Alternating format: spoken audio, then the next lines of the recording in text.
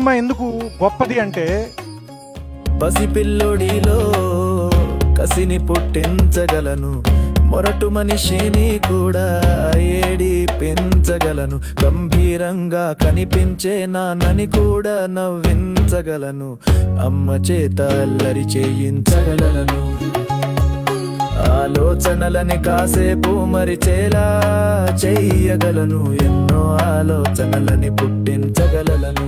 రెండు జేబుల్లో చేతులు పెట్టుకుని నడుచుకుంటూ వెళ్ళిపోతున్నాను. నేను ఎక్కడికి వెళ్తాను కూడా నాకు తెలియదు.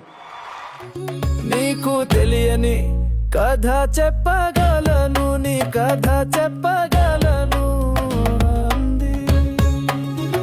అలాంటి సినిమాకి నేను బందీ, ఆ సినిమాకి